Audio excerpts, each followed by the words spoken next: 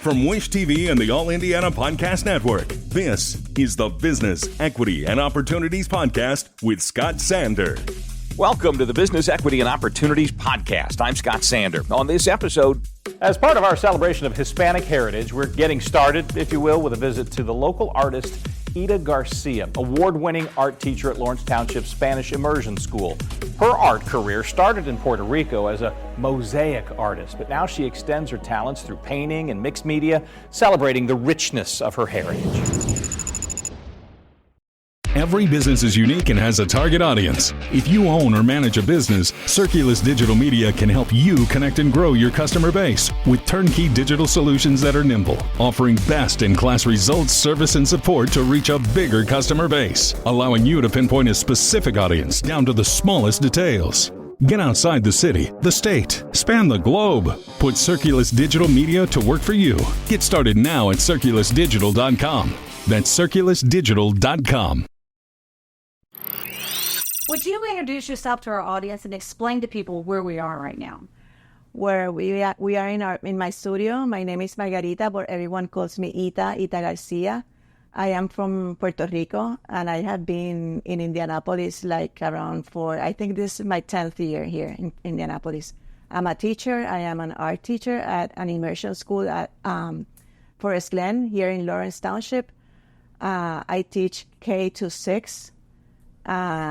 Well, this is my life now.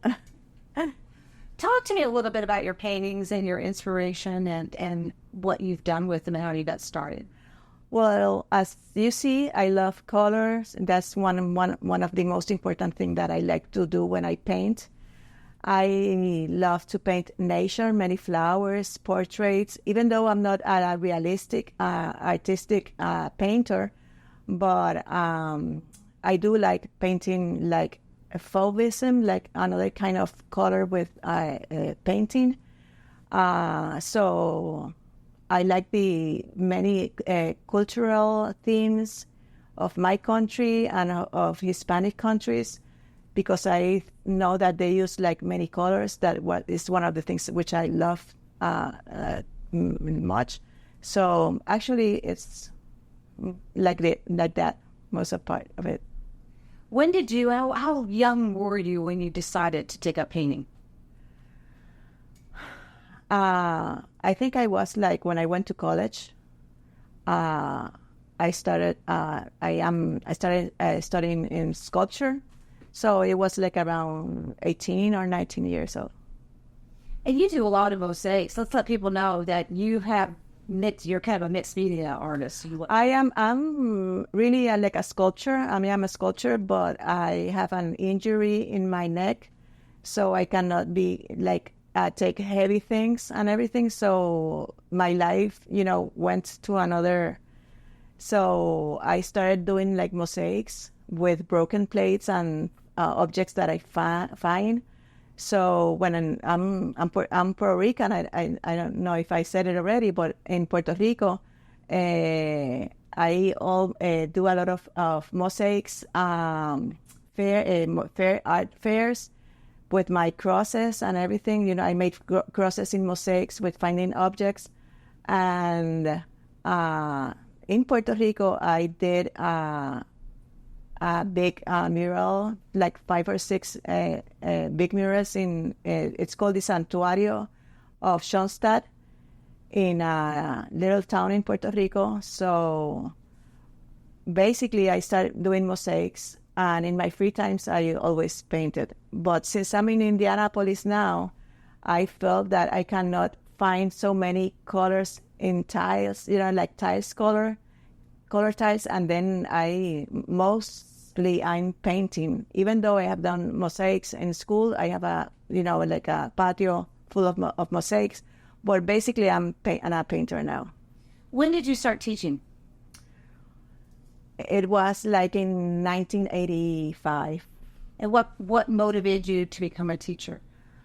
Well, basically economic, it was so difficult to live with, what I love. So I started teaching, and that has been my life. I've been teaching like more than 4 years now. And so I combine both things, teaching and painting. When you talk to your students because you use the colors of your culture, do you encourage them to find the colors of their life as well? And Exactly, yes. It's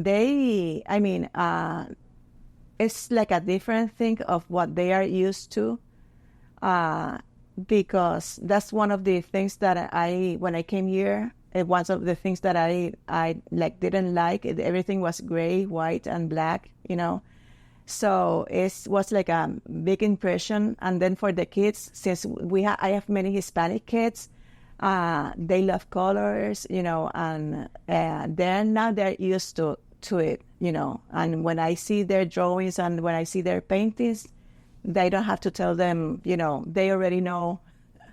So yeah, the colors, they color from their heart, So that's what is important for me. I was doing a little research, and you've won some awards for being a teacher. Yes, I have an RT award, an educational RT award.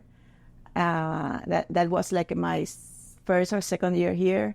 I think that mostly it was because I was like a different kind of maybe art teacher that they were used to. But yes, I have that award, which I'm very proud of it.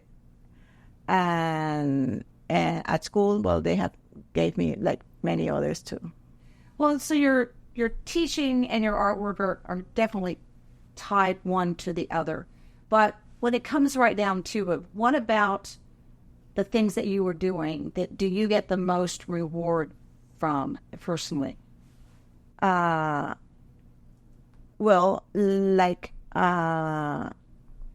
of what people think, what they like. You feel the most self-fulfilled when you're. I mean, because art is like any other creative medium. I mean, you do things that you like, you do things that you see. But when you're doing that, what warms your heart the most about what you're able to? Well, what I love is that people like and understand what I'm doing and what I'm, why I am using those colors, why I'm doing that. I remember that Picasso once said that why people ask what that means, because we don't ask a bird why they sing, So that's kind of a thing that I don't like to explain my art. I like people to, whatever it represents is okay with me, So I don't like people to tell me, oh, what does that mean? Why you did that? Why you use that color? It's just tell me what you think when you see my art, So what as you are doing your art now, I mean, a lot of times artists, they change a little, they evolve a little as their art changes. Are you on the path you want to be? Do you see your path change? I cannot be stuck in something. I'm always changing. I'm always changing with my paintings, with everything. Artists always do, it's like a challenge going and doing many different mediums and everything. You see that, this painting over here, this is the first time I do some kind of realistic and pretty things, different, it's just the way how I feel, I just paint. So is there I know this month, obviously, there are other Latino artists, cultural artists that are having a lot of shows. I don't want to lump what you do in with everybody else, but I know it's obviously an important time to see how you're able to bring your culture and your heritage out. What would you tell people that want to come and enjoy? Because you're right, it's what everybody sees themselves when they watch it. But this is an opportunity to maybe take a moment and step into another culture, to appreciate something else. What would you tell people that have this opportunity to go to some of the arts and meet the artists and talk to them? How would you recommend that we do that? Well, to visit, we have many Hispanic artists here. Right now we have a show, an exhibition on the 4th and the 5th of October. in Dog Gallery. It's with Indiana Latin artist. So you are super welcome to come. Many artists, Hispanic, are going to be there, with their paintings. So yes, just to look for something different, Can you speak on the fact that people need to take an opportunity to actually meet the artists? It's rare that you can always, but not just look at the artwork on the walls, but take the opportunity to meet and talk to the artists. How do artists feel about that, and do they like that? Oh yes, I think that we really like always to know people. We appreciate, that people like our work, or maybe if they don't like it, same thing, But yes, it's very important for us to have that backup from people that, maybe they don't feel the way that we feel, but it's super important for us. What do you feel like when you have something that you put hours and hours on, you put your heart in, and it actually sells and goes home with somebody else? What does that feel? It's like it's so difficult, for me to, it's a work, but it's like a daughter or a son, it's something that you gave birth, So, but since if somebody wants it, it's because they really like it, and they're going to take care of it. So, yes. I like that. Yeah. Is there anything we haven't talked about that you want us to know about what you do? Not really. Thank you for sharing. I'm sorry for my English. Oh, you were fine. You were fine. I baited you with a few questions because I seldom ask anybody something that I don't think they know about. Okay. But I've talked to other artists about that feeling of pride when it goes home with something. But it's like giving up. Oh, yes. It's true. That's true. And I can't blame you. Put the hours that must go in, and even if it's a quick painting, it's still. No, it's something that, yes. Yeah, very good. So, sorry, how do I want to word this? Is there that message that you would want to give to other younger Hispanic artists who are starting their careers? Sure. Is there a message that you would want to give to them? Sure. Now that you have your... Of course, yes. You'd have to answer that.